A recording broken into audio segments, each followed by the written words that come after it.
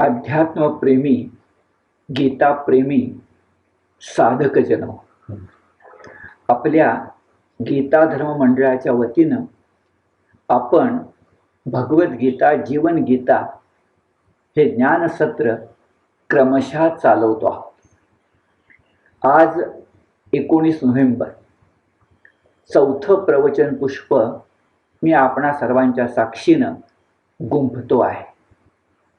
मागच्या प्रवचन पुष्पाचा अनुबंध जोडून घ्यायचा तर आपण गेल्या प्रवचन पुष्पात त्याच्याही पूर्वीच्या भगवद्गीतेचा दुसरा अध्याय सांख्य योग याच्यावर बोलतो आहोत. एका अर्थानं दुसऱ्या अध्यायाचा तो पूर्वार्ध, ज्याच्यामध्ये भगवद्गीतेतल्या महत्त्वाच्या तत्वज्ञानाचे 3 महासिद्धांत आपण सविस्तर समजून घेतले. पण प्रश्न असा की सिद्धांत समजल्यानं जगात भागतं का? नाही. सिद्धांतासाठी दृष्टांत लागतो.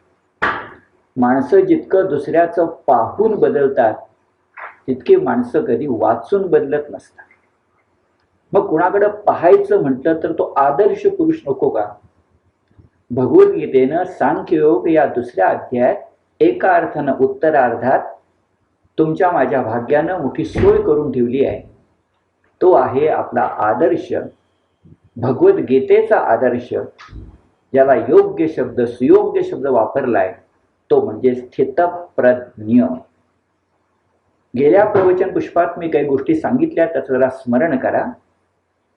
स्थितप्रज्ञ हा गीतेचा अत्यंत लाडका शब्द आहे. किंबहुना भगवद्गीतेनंच तो घडवलेला आहे. भगवद्गीतेच्या आधी संस्कृत वाङ्मयात हा शब्द फारसा सापडत नाही. दुसरी गोष्ट अशी की स्थितप्रज्ञाचे जे गुण आहेत ते गुण भगवद्गीतेच्या अन्य ठिकाणी अन्य अध्यायातून आलेत. अध्याय 5, 12, 14, 18 ज्याच्यामध्ये जीवनमुक्त भेटेल, ज्ञानी भक्त भेटेल, त्रिगुणातीत भेटेल अथवा ज्ञाननिष्ठ भेटेल.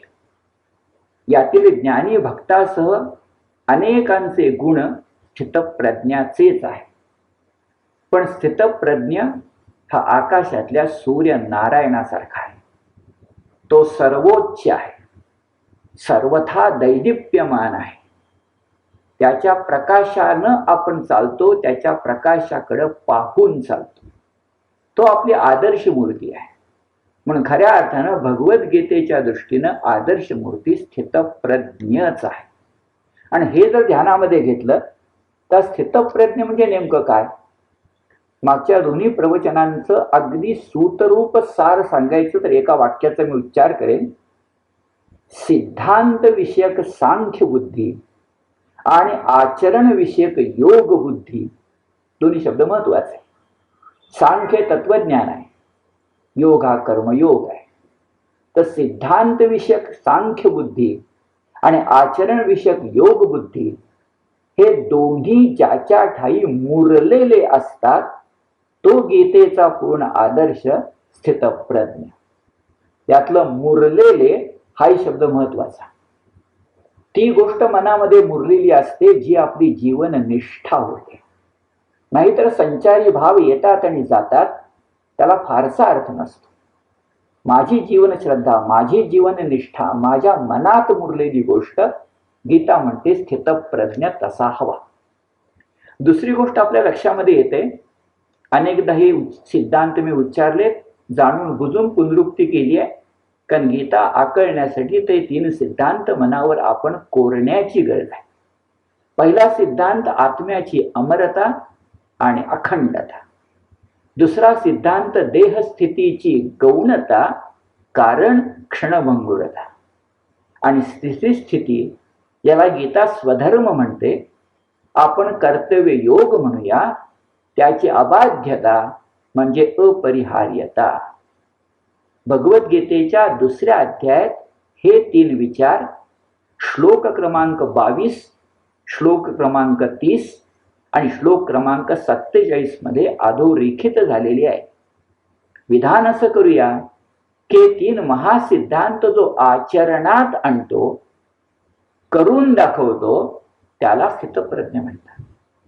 आपल्याला गेल्या प्रवचनाचा अनुबंध आठवेल की याबद्दलच बोलताना मी तुकोबारायांचं वचन उद्धृत केलं होतं, बोले तैसा चाले त्याची वंदावी पाऊल.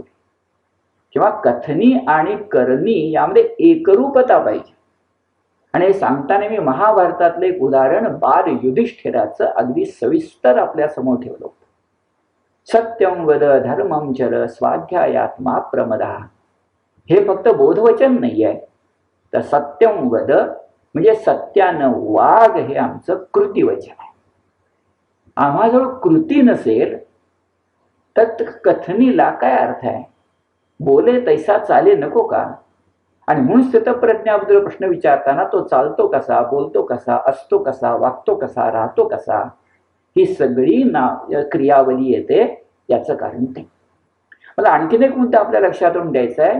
मी सांगितलंय मागं की स्थितप्रज्ञ शब्दाला शब्द समजायला थोडं कठीण असेल तर स्थितच्या ठिकाणी स्थिर वापरलं तरी चालेल. ज्याची प्रज्ञा स्थिर आहे तो स्थितप्रज्ञ. आपल्याला आठवतं की आचार्य विनोबा भावे यांनी भगवद्गीता गीताई म्हणून आपल्या आईला सांगताना मराठीत आणताना एक मोठं तुमच्या माझ्यासाठी वारसा देताना त्या गीताईची, त्या भगवद्गीतेची 60 अधिकरणं मानलेली आहेत. ही 60 अधिकरणं म्हणजे एका अर्थानं 60 महत्वाचे विषय आहेत की त्या विषयांच्या अनुषंगानं भगवद्गीता समजते, कळते. त्यातलं 7वं अधिकरण अत्यंत महत्वाचं अधिकरण स्थितप्रज्ञ आहे. आणि त्या अधिकरणाला त्या अधिकरणाचा उल्लेख करताना त्या अधिकरण मालेमध्ये विनोबाजी म्हणतात 7 हा 7 आकडा आहे. 7 योगी स्थितप्रज्ञ थोर आदर्श आमुचा. आम्हा सगळ्या साधकांचा थोर आदर्श कोण असेल तर तो थोर आदर्श स्थितप्रज्ञ आहे, हे आचार्य विनोबाजी आपल्याला सांगतात.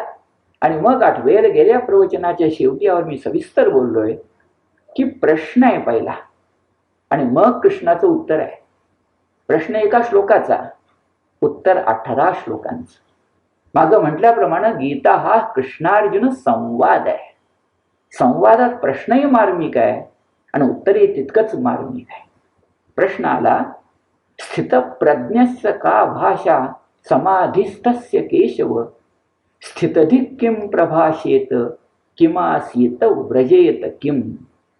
हे केशवा, अरे समाधी स्थितीमध्ये असणार तो स्थितप्रज्ञ असतो ना, तर कोणाला म्हणायचं स्थितप्रज्ञ? हा बोलतो कसा, राहतो कसा, वागतो कसा, त्याची चाल चलवणूक कशी, म्हणजे आचार कसा, हे मला तू सांग. इथं का भाषा शब्दाचा अर्थ भाषा म्हणजे व्याख्या आणि व्रजेत याचा अर्थ वागतो कसा हे ध्यानामध्ये घ्या. फक्त फिरणे कसा असा अर्थ नाही. आणि वागतो कसा असं म्हटल्यानंतर मगाचा मुद्दा कथनी आणि करणीमध्ये एकरूपता आहे म्हणून भगवंत मग स्थितप्रज्ञ कसा असतो, कसा राहतो, कसा वागतो हे सगळं सगळं मायेच्या ममतेनं पल्लवित भाषेमध्ये 3 दृष्टांत गुंफून तुमच्या माझ्यासाठी सांगतात. मग ध्यानात येईल की श्री भगवान वाचपासून जे 18 श्लोक आपल्यासमोर येणार आहेत. मागं बोललो जे 18 श्लोकावर विनोबांची 18 प्रवचन आहेत आणि स्थितप्रज्ञ दर्शन नावाचं स्वतंत्र अप्रतिम पुस्तक आहे.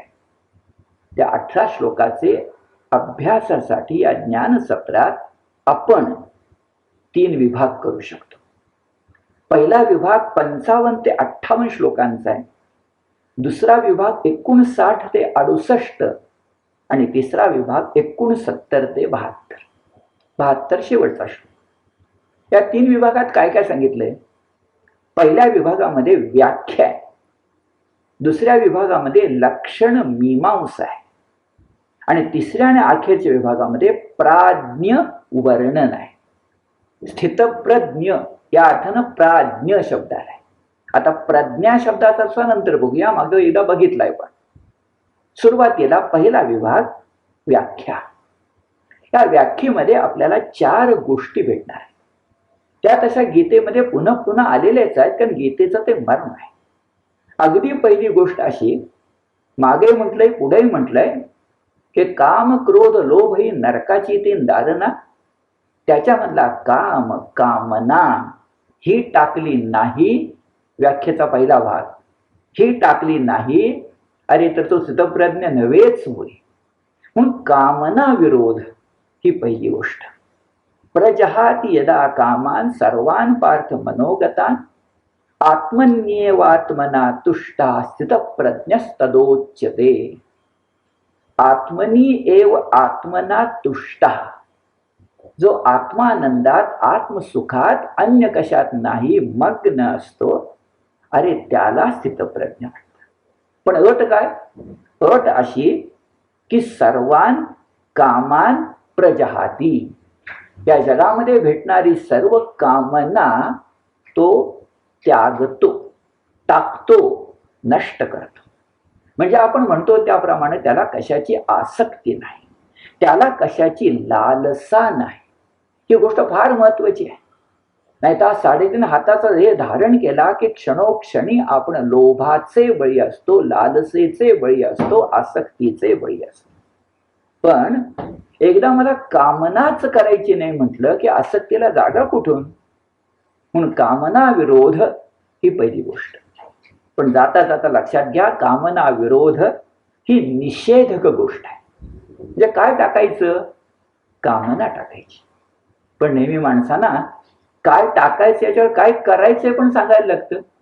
नाही तर मग एक जीवनामध्ये पोकळी निर्माण होते. ती होऊ नये यासाठी विधायक गोष्ट पण सांगावी लागते. आणि ती विधायक गोष्ट सांगितली आहे ती याच श्लोकात सांगितली आहे, तो आत्मानंदात मग्न असतो. आत्मनी एव आत्मना तुष्ट. म्हणजे विधायक गोष्ट आत्मानंदात राहा. आणि खरं सांगू, आत्मानंदात राहिल्यानंतर कामना तिकडे फिरकणारच नाही. कशी फिरकेलो? कामनेची ताकदच नाही. जे कामना विरोध करून आत्मानंदात जा, आता आत्मानंद मिळवून कामना विरोध कर. एकाच नाण्याच्या दोन्ही बाजू. म्हणून पहिली गोष्ट कोणती? तर कामना विरोध. आपण बघतोय व्याख्या.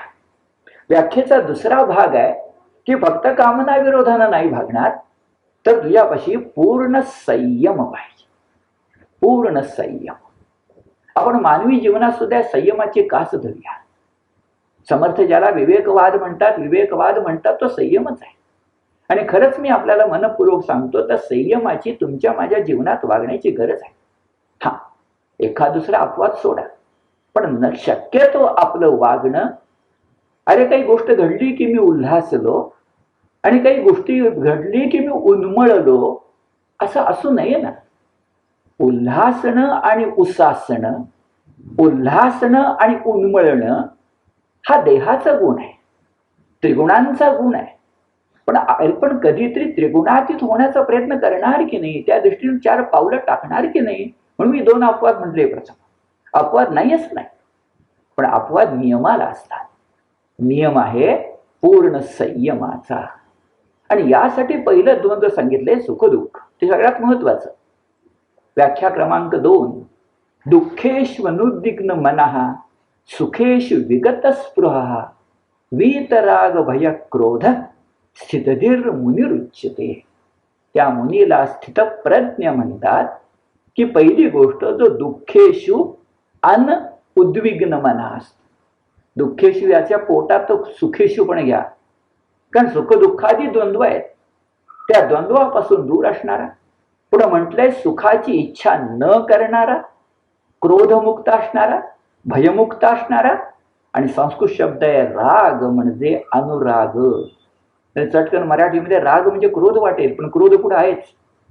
म्हणून राग म्हणजे अनुराग, अनुराग म्हणजे प्रेम, म्हणजे प्रीती. या सगळ्यांच्या पासून सुटलेला, ज्याचं मन दुःखातही विषण्ण होत नाही, सुखाच्या ठाई ज्याची अभिलाषाच नाही, असा जो कोणी पूर्ण संयमी, त्याला म्हणतात स्थितप्रज्ञ. व्याख्या क्रमांक 3 कडे आपण गेलो की महत्वाचा मुद्दा येतो. जो कामना विरोधाला धरू नये, संयमाला धरू नये, पण शब्द बरोबर अनासक्त. कशाची आसक्ती ठेवायची नाही, मग अशी लालसा ठेवायची नाही. म्हणजे ते लालसेच्या आधी आसक्ती असते, तर ती आसक्तीच नको. आणि ती आसक्ती नको असेल तर सर्व गोष्टीत अनासक्त पाहिजे. बरे वाईट प्रसंग प्राप्त झाले तरी अनासक्त पाहिजे. कारण बरे वाईट प्रसंग आपल्याला हर्ष आणि द्वेष मनात जागवतात ना, ते नकोच मुळी. यस सर्वत्र अन्न अभिस्नेहा तत्तत् प्राप्य शुभाशुभम नाभिनंदती न द्वेष्टी तस्य प्रज्ञा प्रतिष्ठिता. त्याची प्रज्ञा प्रतिष्ठित झाली म्हणायची की अभिनंदनही नाही आणि द्वेषही नाही. कधी बरं? प्राप्य शुभ अशुभम. पण त्याच्या आधी यहा म्हणजे जो सर्वत्र सर्व ठिकाणी अन अभिस्नेहा. कारण मगाशीवर शब्द वीत राग भय क्रोधा, तो राग म्हणजे अनुराग, तोच खाली स्नेह आहे. त्याला कुठं स्नेह नको. स्नेहातून मोह निर्माण होतो, मोहातून आसक्ती निर्माण होते, आसक्तीतून कामना निर्माण होते. ते मुळात नकोच. अनासक्त होणं फार फार कठीण आहे, पण गीतेची ती आदर्श मूर्ती आहे. आणि अनासक्त होताना जरा जीवनाकडे नजर टाकूया. आसक्ती सुद्धा 4 प्रकारची असते. तुम्हाला मला सगळ्यांना आणि मुख्यतः अर्जुनाला कोणती आसक्तीने भेडसावला असेल तर ती स्वजनासक्ती. अध्याय क्रमांक 1 श्लोक क्रमांक 37. स्वजन स्वजन स्वजन म्हणून त्याच दुष्ट कौरवांच्या बद्दल प्रेम वीरश्रेष्ठ अर्जुनाच्या मनात निर्माण व्हावं. स्वजनासक्ती. दुसरी आसक्ती सगळ्यांनाच आहे, ती मुळे देहासक्ती. देह क्षणभंगूर आहे, देह जाणार आहे, आत्मा अमर आहे, पण तरी देहासक्ती. अध्याय क्रमांक 2 श्लोक क्रमांक 13. आणखी काय आसक्ती असते? मागं म्हटलं मी कर्म केलं की त्याचा फळावर अधिकार आहे, आहेच मुळी. पण तो फळाचा अधिकार टाकण्यात थोरवी आहे आम्हाला कर्मफलासक्ती. अध्याय 2 श्लोक क्रमांक 47. आणि त्याच श्लोकामध्ये आणखीन एक आसक्ती असू शकते, ती मुख्यतः आळशी माणसांना असते. ती म्हणजे अकर्माची आसक्ती. काही करायलाच नको आणि काही करतच नाही याचा मुळे दंभ. तर अकर्म आसक्ती 2:47, कर्मफलासक्ती 2:47, त्याच्या आधी देहासक्ती, त्याच्या आधी स्वजनासक्ती अध्याय 1. या 4 आसक्ती ज्याला टाकता येतात तो स्थितप्रज्ञ होतो. व्याख्या क्रमांक 3. आता आपण जाऊया व्याख्या क्रमांक 4 कडे. आणि पहिल्यांदा गीता काही फार मोठं, म्हणजे गीता ही मुळात काव्य, पण गीता फार मोठी दृष्टांत आणि उपमांच्या मागे धावते असं नाहीये. आवश्यक तेवढ्या देते, फार मार्मिक देते, प्रभावी देते, तुमच्या माझ्या काळजाला भिडेल असं देते. तर पहिला दृष्टांत येतोय तो आहे तुम्हाला मला प्रिय असणाऱ्या, मान्य असणाऱ्या कासवाचा, कूर्माचा. एक आपल्या सगळ्यांना माहिती आहे की आपले जे विष्णूचे 10 अवतार आहेत त्याच्यात कूर्मा अवतार आहे.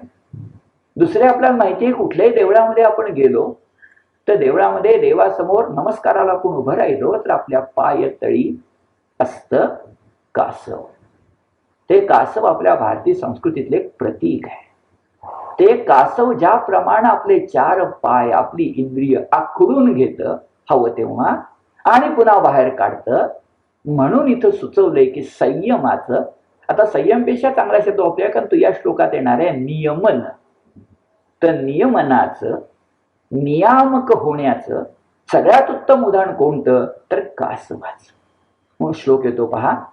यदा संहरते चायम कूर्मोंगा नीव सर्वशः इंद्रियानिंद्रियार्थेभ्यस्तस्य प्रज्ञा प्रतिष्ठिता.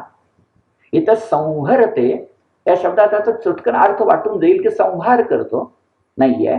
संहरते म्हणजे आखडून घेतो, नियमन करतो. कोण?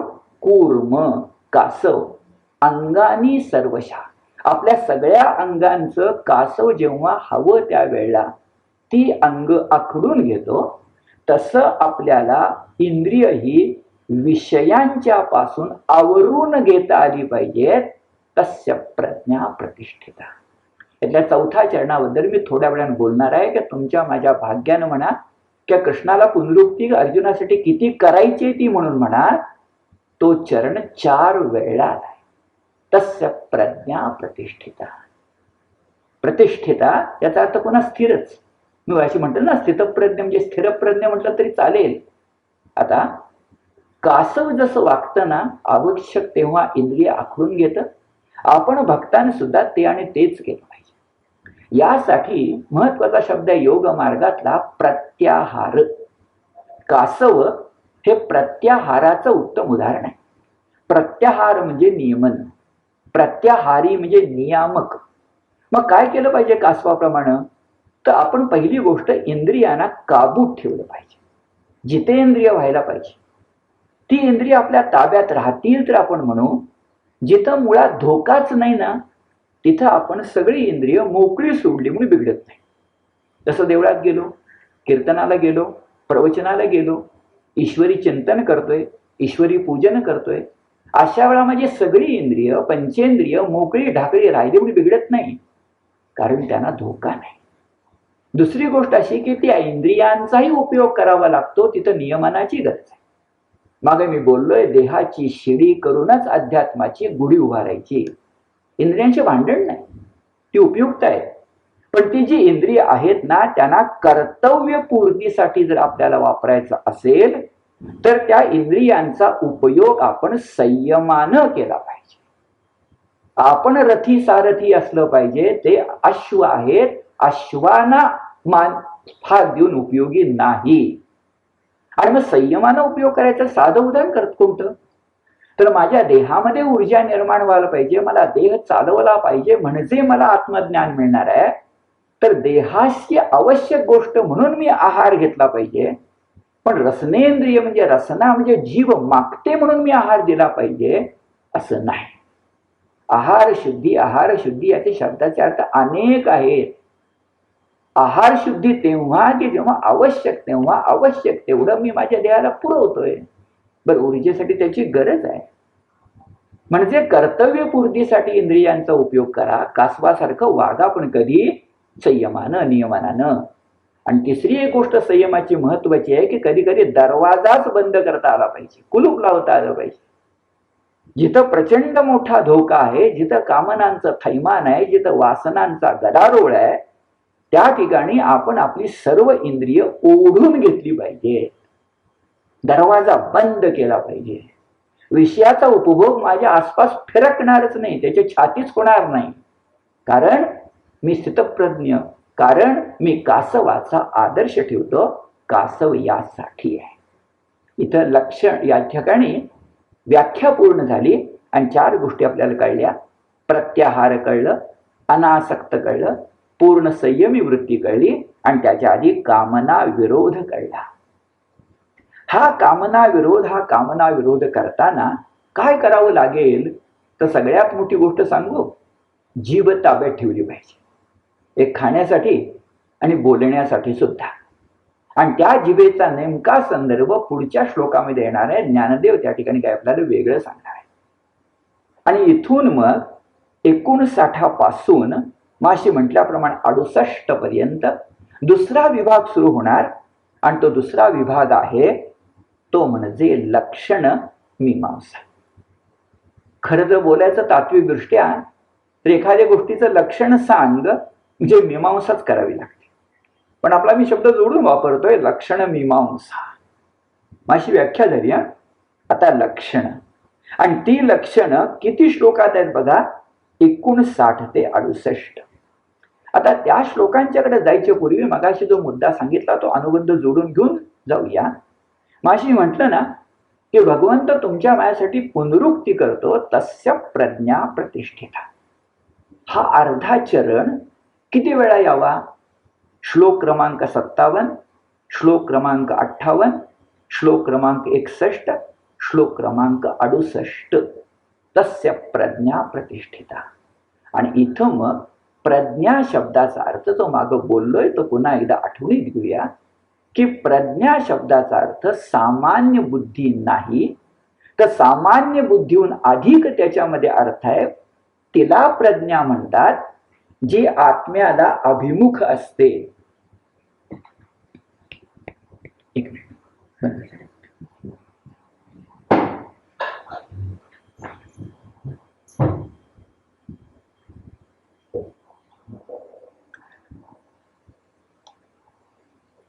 तिला प्रज्ञा म्हणतात जी आत्म्याला अभिमुख असते. मग प्रज्ञा मग स्थितप्रज्ञ हा शब्द गीता किती महत्वाच्या अर्थानं वापरत असेल हे आपल्या लक्षात येते. इथं जाता जाता एक गोष्ट सांगता येते की या प्रज्ञेच्या मार्गाने जायचं म्हटलं, प्रज्ञेचा उपयोग करून ते आत्मा अभिमुख म्हणजे आत्मा आनंद मिळवायचा म्हटलं तर उपलब्ध असणारे आपल्या भारतीय परंपरेमध्ये 3 मार्ग आहेत. एक आहे सांख्य म्हणजे तत्वज्ञानांचा मार्ग, तत्वज्ञानी लोकांचा मार्ग. दुसरा आहे योग्यांचा मार्ग, पातंजल योग 6वा अध्याय गीतेचा. आणि एक आहे भक्ती मार्ग किंवा कर्म मार्ग किंवा निष्काम कर्मयोग. याला जर उदाहरणानं बोलायचं म्हटलं तर तत्वज्ञानाचा जो मार्ग असतो ना त्याला विहंगम मार्ग म्हणतात, म्हणजे पक्षासारखं उड्डाण करणं जे जरा कठीणच आहे. किंवा योग्यांच्या मार्गाला पिपिलिका मार्ग म्हणतात, मुंगीसारखं सातत्य असलं पाहिजे. चटकन योग जमणारी गोष्ट नाहीये, कदाचित जन्मजन्मांतरी योग मिळतात. तर तिला पिपिलिका म्हणजे मुंगीचा मार्ग म्हणतात, तोही दुष्प्राप्य आहे. आणि मग सर्वांसाठी निष्काम कर्मयोग किंवा भक्तीचा मार्ग आहे, त्याला मी शब्द वापरतो कूर्म मार्ग. कासवासारखा मंद गतीनं जाईल पण शेवटी ससा हरेल आणि कासवा जिंकेल. आणि कासव सुद्धा माझ्या मनात तोंडात येत आहे याचं कारण मगाचा संदर्भ आहे, मगाचा श्लोक क्रमांक 58, यदा संहरते चायम कुर्मोंगा नीव सर्वशा म्हणून कुर्म आला. आणि मी म्हणेन की हा आम्हाला कुर्म मार्ग भगवद्गीतेनं सांगितलाय. एका शब्दात तो भक्तीचा मार्ग आहे. आणि तो भक्तीचा मार्गच मग याही ठिकाणी पुढच्या लक्षण मीमांसेतून आणि सगळ्या भगवद्गीतेमध्ये कापडाला अस्तर असावं तितक्या सहजतेनं तुम्हाला मला भेटणार आहे. भक्तीला, भगवत भक्तीला, ईश्वर शरणतेला, ईश्वर वादाला पर्याय नाही.